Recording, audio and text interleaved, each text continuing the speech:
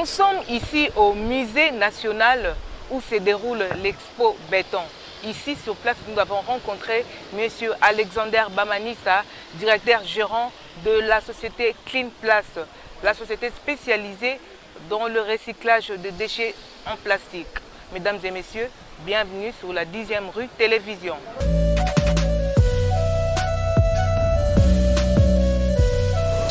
Monsieur Alexander Bamanissa, bonjour. Bonjour Madame Nadine. Vous êtes le directeur gérant de Cleanplast. Dites-nous un peu, c'est quoi Cleanplast? Merci d'abord pour l'intérêt que vous avez porté à la société Cleanplast. Donc Cleanplast est une société qui fait de la collecte, du traitement et du recyclage des déchets plastiques. L'entreprise a vu le jour en 2018, donc ça fait 3 ans. Bientôt ça va faire 4 ans. Ça a évolué. On est encore en train de se battre parce qu'il faut savoir que l'économie circulaire et les entreprises qui œuvrent dans l'environnement n'ont pas facile, c'est pas facile du tout. On est toujours en train de se battre pour faire valoir les droits justement de notre entreprise. Donc les premières années ont été assez butoirs, on était en train de chercher comment est-ce que nous allons valoriser ces déchets. On a fait beaucoup de collectes, on a essayé d'étendre notre logistique de collecte et c'est comme ça qu'on a un réseau aujourd'hui déjà de plus de 2000 collecteurs qui sont directs, donc directs de chez eux à l'entreprise et de plus en plus de collecteurs indirects.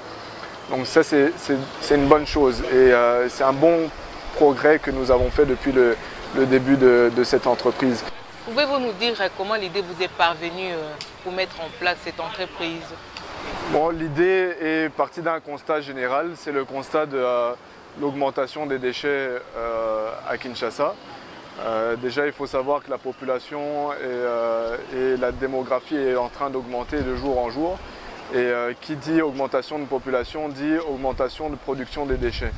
Donc pour l'augmentation des déchets, on s'est basé sur le type de déchet qui prend le plus de temps à se décomposer dans la nature.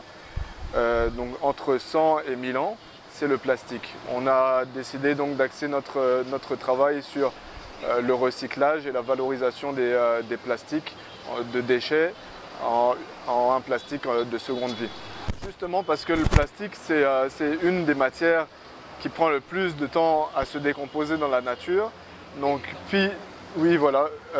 Donc, si vous prenez par exemple le papier ou bien les déchets ménagers, ils prennent moins de temps à se décomposer dans la nature. Donc, on s'est dit qu'il fallait proposer une solution pour pouvoir valoriser ces déchets et qu'ils peuvent être réutilisés. Est-ce que vous pouvez nous expliquer les processus de ces recyclages de ce plastique? Alors le processus de Cleanplast, nous avons des points de collecte dans la ville de Kinshasa, dans les quartiers sensibles à forte densité de population, pour essayer de capter le maximum de déchets. Et on rémunère les collecteurs indépendants à un nombre de francs par nombre de kilos rapportés.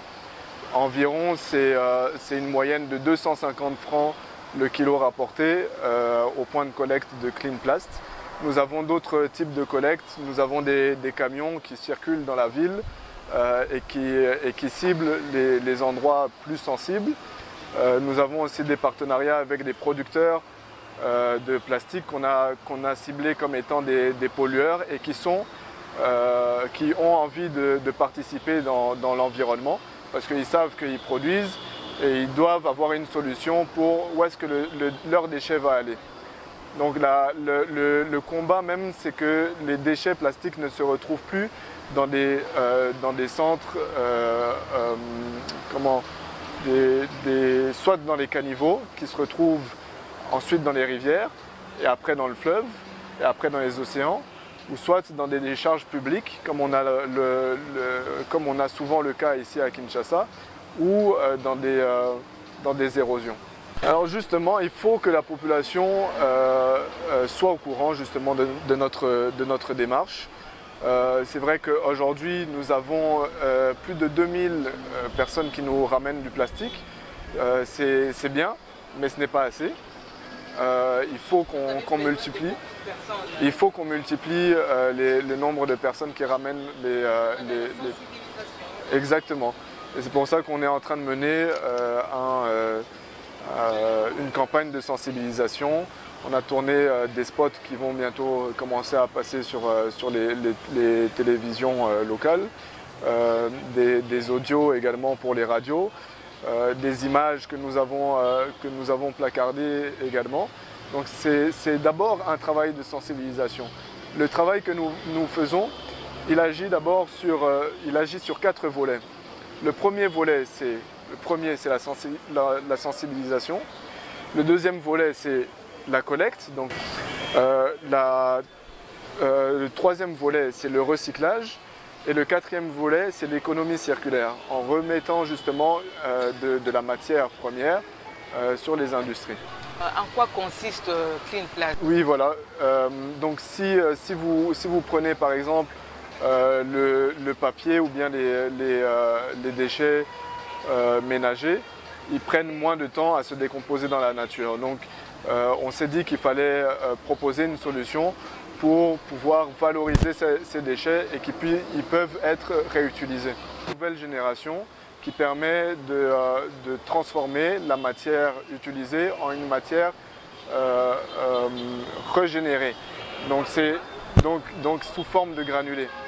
Les granulés sont utilisés comme matière première dans le processus de production de matières plastiques en tout genre. Comme nous utilisons tous les types de plastiques qui sont vus ici à Kinshasa. Donc je parle et des sachets, et des bouteilles, et des bidons, de tout type de récipients, des seaux, des casiers, des chaises cassées, des tables cassées. Donc on prend tous les types de plastique et on les transforme en granulés, des granulés qui sont présents ici, que nous avons mis en exposition, qui peuvent resservir justement dans la production de nouvelles matières. Donc ici on peut reproduire des bidons avec ça. Avec ça nous pouvons reproduire de nouveaux sachets, ajouter de la matière pour que ça soit biodégradable. Vous voyez qu'ils sont également triés en couleurs, donc c'est plus facile pour les producteurs de les faire comme ça. Ici, on peut le transformer soit en seau, en bassine, etc., etc. Donc dans le procédé et le processus de Clean Plast, nous apportons premièrement, dans notre première phase, une solution pour les producteurs locaux de ne plus devoir importer leurs matières premières et de consommer avec de la matière qui soit recyclée. Dans la deuxième phase de processus de Clean Plast, c'est d'avoir une gamme de produits pour faciliter les ménages congolais qui soient produits directement par Clean Plast et vendus par Clean Plast avec de la matière 100% recyclée. Nous voulons savoir si vous travaillez en solo ou bien vous avez de partenariats avec d'autres structures telles que l'Hôtel des Villes ou d'autres structures. Oui, alors c'est un combat que nous menons avec la ville province de Kinshasa parce que nous avons signé un accord donc, avec la ville qui nous autorise à collecter et à recycler les déchets. Il faut savoir que dans la loi de notre pays, tous les déchets qui se retrouvent sur les espaces publics appartiennent à la province là où le déchet est trouvé. Donc on est obligé de pouvoir travailler dans les normes et de signer des accords et des partenariats avec la ville province de Kinshasa qui nous a facilité sur ce point-là. Maintenant, on mène le combat ensemble. C'est un combat qui n'est pas facile et pour lequel nous avons encore beaucoup à faire. Qu'est-ce que vous produisez à travers vos recyclages? Les produits finis, c'est quoi concrètement? Alors nous, on est la seule industrie pour le moment. On est la seule industrie ici au Congo qui fait du recyclage industriel avec un procédé industriel puisqu'on est jusqu'à 7000 tonnes de déchets de capacité recyclés par mois. Donc ce sont des grosses capacités. On peut avoir encore beaucoup de matières qui arrivent dans notre usine. On est prêt à les recevoir. Il faut savoir qu'aujourd'hui, l'usine ne tourne même pas à 50% de sa capacité de production. Parce que justement, le combat que nous menons, c'est la collecte de ces déchets. Il y a beaucoup trop de déchets qui se retrouvent dans la ville et que nous n'arrivons pas à capter assez rapidement parce que les moyens nous manquent en termes de logistique. Il faut, comme je vous ai dit, la matière, nous rémunérons les personnes. Donc il nous faut beaucoup plus de moyens pour pouvoir capter le maximum de déchets. Monsieur Alexander, pouvez-vous nous dire quels sont les dangers qui représentent la mauvaise gestion des déchets en plastique dans la ville? Bien sûr, c'est un travail que nous faisons de pair avec le gouvernement. Donc on essaye à avoir toutes les aides possibles pour avoir un changement vraiment sur notre ville, notre capitale. On voit très bien qu'il y a un gros problème de déchets dans notre capitale. Il ne faut pas se le cacher. Il y a énormément de déchets. Les rues sont inondées de déchets. Quand il pleut, il y a des inondations. Donc c'est un combat qu'il faut continuer à mener et essayer de faire valoir notre voix.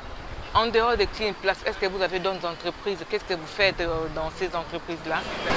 Oui, en effet, j'ai évolué aussi dans le secteur de la construction avec l'entreprise PPC Barnett, qui est le producteur de ciment, en tant qu'associé de PPC Barnett. Monsieur Alexander, en tant que patron de cette entreprise, est-ce que vous avez une politique d'encadrement des jeunes ou de promotion des startups? Pouvons-nous les savoir? Exactement. Alors moi j'essaye, étant moi-même jeune, j'essaye de promouvoir les jeunes entrepreneurs qui font quelque chose dans l'environnement. C'est pour ça que d'ailleurs sur ce stand à Expo Béton, j'ai demandé à l'application Motouya de participer, de venir mettre son flyers et d'essayer de se faire connaître. L'application Motouya, donc c'est un collectif de développeurs qui ont eu l'idée de mettre une application mobile et en ligne pour favoriser la collecte des déchets dans la ville de Kinshasa. Donc il suffit de rentrer, de prendre une photo, montrer à quel endroit est les déchets, et nous, Clean Place, en tant que partenaire de Motouya, on peut venir et récupérer plus facilement les déchets et créer une sorte de plateforme pour la bonne gestion des déchets dans la ville de Kinshasa. Donc s'il y a d'autres jeunes? S'il y a d'autres jeunes, bien sûr, ce ne sont pas les seuls que nous avons invités à notre stand. J'ai aussi invité l'artiste Franck Ngongo, qui a exposé un de ses tableaux qu'il a fait avec des bouchons de bouteilles. Donc il fait souvent des tableaux avec soit des déchets plastiques, des sachets, des bouchons. Je lui ai donné également même des granulés pour qu'il puisse faire quelque chose avec ces granulés et essayer de mettre des couleurs. Donc c'est vraiment quelque chose que j'essaye d'encourager au maximum. Et s'il y a d'autres personnes qui font quelque chose de bien dans l'environnement, on est disposé à se mettre ensemble et de faire valoir notre voix. Il faut juste foncer. Il faut se dire que si nous ne faisons pas, les jeunes, si nous ne faisons rien, c'est l'avenir de notre pays qui est en jeu. Donc il faut foncer. Il y a des coups durs partout. Il y a des fois où on va tomber, on va toujours tomber. Et c'est la force de se relever qui est importante. Donc il ne faut pas craindre, il ne faut pas avoir peur. Il faut juste foncer, voir là où on est, avec une bonne étude bien sûr. Se dire que voilà, on doit passer par telle et telle étape et essayer de prendre du galon et de porter sa voix. Vous avez pris part activement à l'Expo Béton. Quelle a été votre contribution alors? Ma proposition, ça serait justement d'établir un cadre opérationnel sur la gestion des déchets à Kinshasa, pas seulement plastique, mais en tout genre. Donc les déchets ménagers, les déchets métaux, les déchets plastiques, les déchets carton.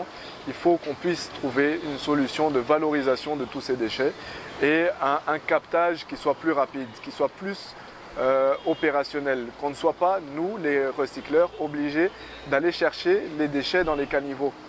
Les déchets, normalement, ne doivent pas être collectés dans les caniveaux et dans les rivières. Ils doivent être collectés en amont. Donc c'est un petit peu cette philosophie que j'essaye de défendre. C'est la valorisation et le captage en amont des déchets, avant qu'ils ne se retrouvent dans les rues et dans les rivières. Les collecteurs le prennent partout. Si le déchet est dans leur maison, ils le ramassent dans leur maison. Mais là, on sait très bien que la majorité des déchets se retrouvent dans les cours d'eau, dans les caniveaux, dans les rues et dans les rivières. On le sait très bien et c'est là où il y a une concentration. Et bien sûr, dans les décharges publiques, il faut éviter absolument que ça arrive dans ces endroits-là. Les déchets, on sait qu'il y a des effets néfastes sur la santé de vie humaine. Les déchets ramènent plus de maladies. Quand on vit à proximité des déchets, on est plus sensible à avoir soit des malarias, des typhoïdes, des choléras, toutes sortes de maladies qui sont liées à la mauvaise gestion de vie. Également sur l'effet néfaste sur le milieu de vie urbain. Quand on arrive quelque part, on n'est pas content de voir de la saleté. Il n'y a personne qui a envie d'être invité à un endroit où on voit partout qu'il y a de la saleté. Il faut qu'on soit dans des endroits propres. Et c'est pour ça justement qu'on soutient et qu'on participe à Expo Béton.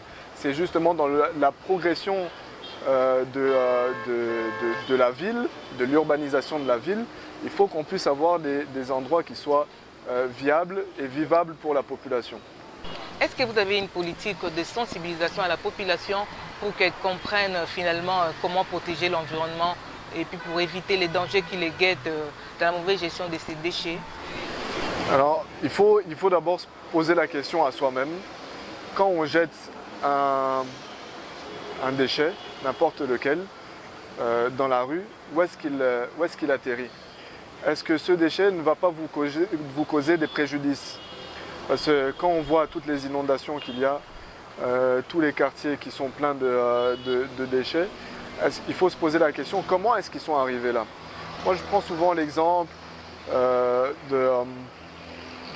parents qui font la remarque à leurs enfants de ranger leur chambre. L'enfant qui ne sait pas le faire va prendre les vêtements par exemple qu'il a portés et les mettre sous son lit et les parents viennent, ils voient, oh non, ok, l'enfant a fait sa chambre, c'est propre. Mais en réalité, la chambre est toujours sale. Ce qu'il faut faire, c'est éduquer des personnes à se dire que non, il ne faut pas le cacher sous un endroit dans la chambre, sous le lit.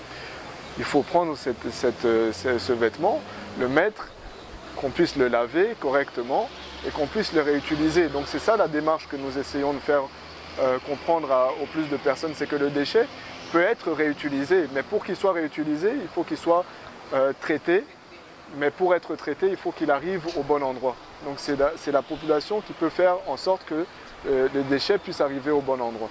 J'espère que le message est passé et on va continuer à faire en sorte que le message puisse passer. Monsieur Alexander, merci. Merci Madame Nadine.